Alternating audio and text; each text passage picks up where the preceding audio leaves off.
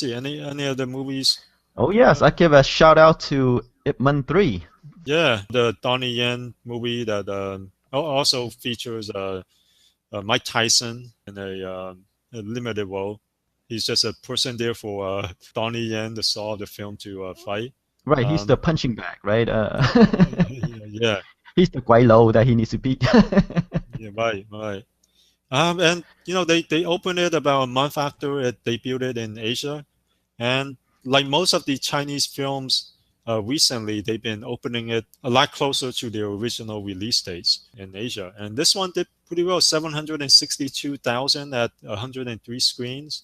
And of all the films on the list, it has the highest per screen average at $7,400. So it did pretty good. I mean, compared to Ip Man 2, which was released nearly a year after it debuted in Asia, that Mhm. movie made about $200,000 total. So this one in one weekend has already made nearly four times that. And I'm sure Donnie Yen has been promoting it in the US too, so that helps a lot. But again, like most of the Chinese films recently, releasing it closer to their original release dates in Asia helps a lot. Right, right. I also like to make a point about Donnie Yen. I think the reason for his longevity now that Jackie Chan and Jet Li has kind of ceded their places to him, and is another reason is that he kind of introduced all these kind of different fighting styles into his movies, right? I Uh, recently caught up with Special ID, and that movie he introduced like MMA into the fight scenes. it started with SPL. Well, that's true, but I haven't seen SPL, so I'm not Okay, up all to right. date on him. I can see, why people would go to these kind of movies, even though it's like, oh, it's another martial arts movie from the end. But, the fight scenes are the thing, right?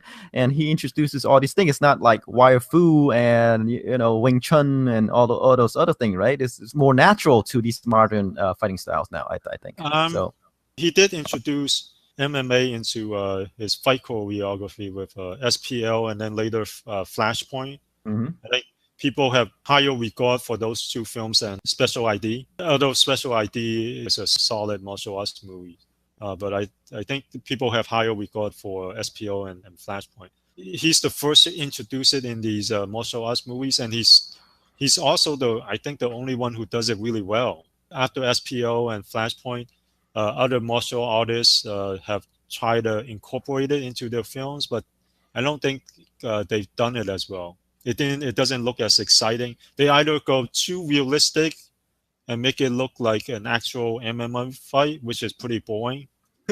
Whereas Donnie Yen, he has the Hong Kong flavor, the Hong Kong flash that makes these fight scenes look exciting.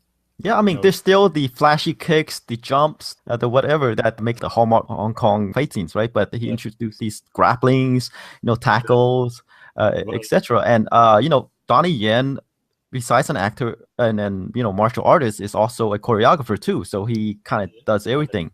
yeah. But Yip Man is more classical style though, Yeah, it's more kind of like the Wong classical. Fei Hung style movies. Yeah, not super stylized, but there's not much MMA in Yip Man because that's not his style. The style here is Wing Chun. There's no wire fu or grappling. It's just kind of a different fighting style that Bruce Lee used as his foundation. Mostly because it's simple and direct. There's not a lot of flash, but in the film they're able to make it look very exciting and it is a different fighting technique that you don't see in other films. With Jackie Chan, at the time, relatively speaking, it's a more realistic fighting style. And with Jet Li, he made a more stylized wushu popular. And then Tony Jaa added Muay Thai. And then was it Iko Uwe with the Wei films added Indonesian Silat. And Mhm. with Ip Man, it's the Wing Chun style. So it's a different fighting style that people don't normally see. And that's probably why these Ip Man films are so popular in Asia. Yeah, exactly. I'm just saying, specifically focusing on Donnie Yen, it's like he can do all these different styles, right? I mean, with Yeah, other yeah, martial artists, that they're kind of stuck in one type of fighting scene, so their movies yeah. get kind of stale. Whereas he can mix things up. That's kind of like my tribute to why Donnie Yen is popular because before he was like overshadowed by Jackie Chan and Jet Li, and now he's become his own Ip Man, for example.